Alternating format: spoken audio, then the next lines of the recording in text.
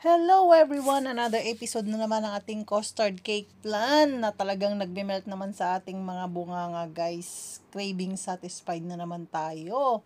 Tara, samahan niyo ako. Umpisahan na natin mga kapatid. Tara!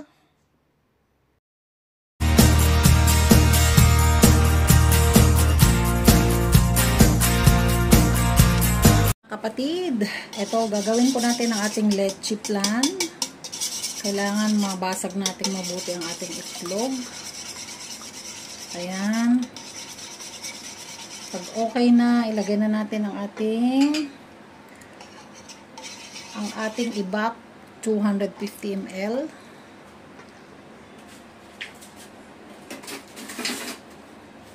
We need to add 250 ml ibak and 150 ml of condensed milk. Ito lang po yung leche plan natin guys. 2 egg yolk, 2 buong itlog. Yun lang po. Ayoko din ng vanilla dahil wala kami. Dapat may lemon to eh. Then, ihalo lang natin mga kapatid. Ihalong mabuti. At sasalain din natin ito mamaya.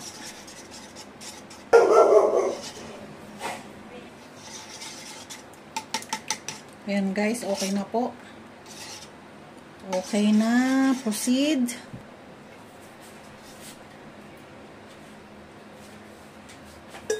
Dalawang itlog, 2 egg yolk guys para sa ating cake plan. Patiin natin. Yan. Tapos lagyan natin ng 16 ml of milk.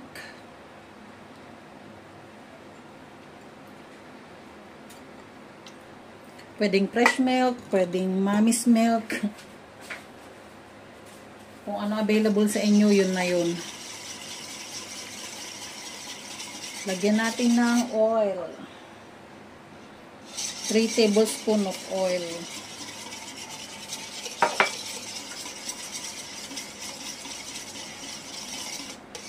Haluin lang mabuti mga kapatid. Mekos-mekos lang. Wala akong vanilla. Naglagay na rin ako ng baking powder dito guys, na sift na to. Lagay na natin. Sifted na po yung flour ko dito. Yan, sifted na. Idahan-dahan lang natin na imekos-mekos mga kapatid. Hanggang sa mag-well combine. Yan. Tapos gagawin natin ang ating meringue. Wala akong lemon, suka na lang gagamitin ko dun. Yan guys, oh, ang ganda. Scrape lang sa gilid guys para makuha nyo lahat. Pag wala ng trace ng powder, okay, gawin na natin ang ating meringue. Yan guys, oh. Kita nyo kung gaano siya. Hindi siya masyadong malapot, hindi siya masyadong malabnaw. Okay.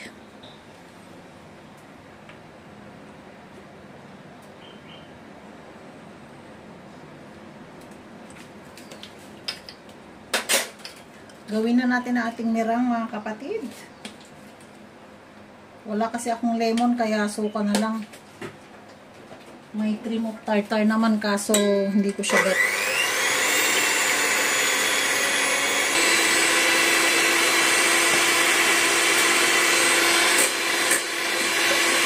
Tatlong beses natin ilagay yung asukal mga kapatid. Para matunaw eh.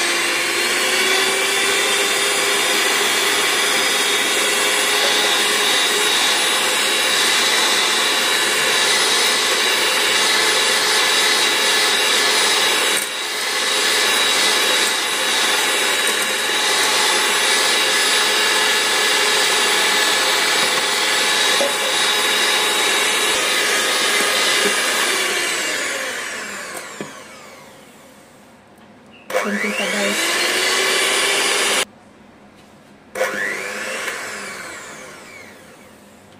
Yan guys, hindi na yan nahuhulog. So okay na yan.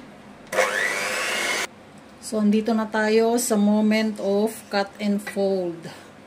Kuha lang tayo ng kalahati dito guys, or konti lang. para mag-loosen ang ating cake mixture. Cut and fold lang guys hanggang sa wala nang makita na puti. Yan. Maglo-loosen po ang ating cake butter. Tapos ako, nilalagay ko na sa kabila. Lipat na natin dito mga kapatid para mas mabilis. Mas mabilis. Ma, I make cake for dessert tonight.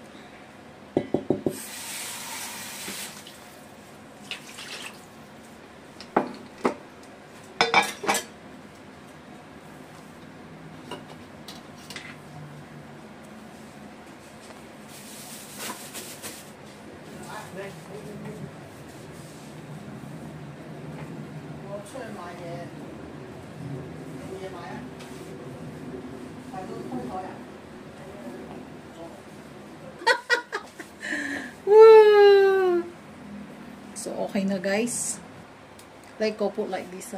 Yes, You do also. The sugar, crystal sugar. Yeah.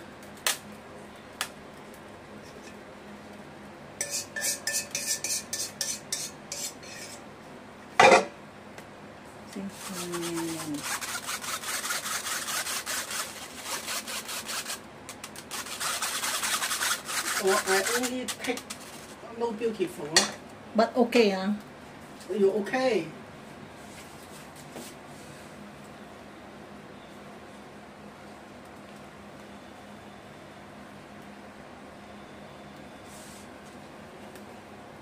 Yes, exactly this one.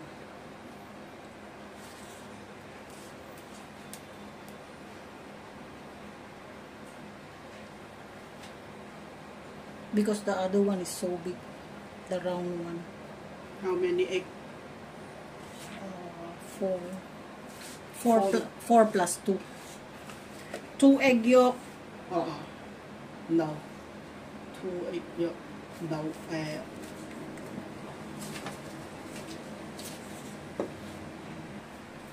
Ready to bake. Ready to bake.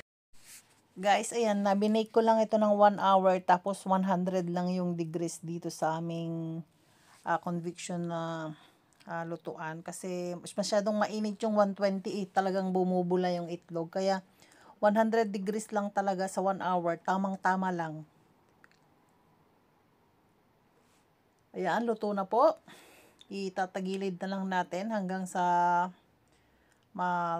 malamig. Tapos lagay natin sa rep.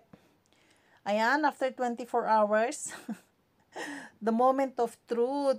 Oh my God, kinakabahan ako guys kasi apurahan yung pag-bake ko kanina dito. Narinig nyo naman na nakikiusap pa sa akin yung kapatid ni Amo.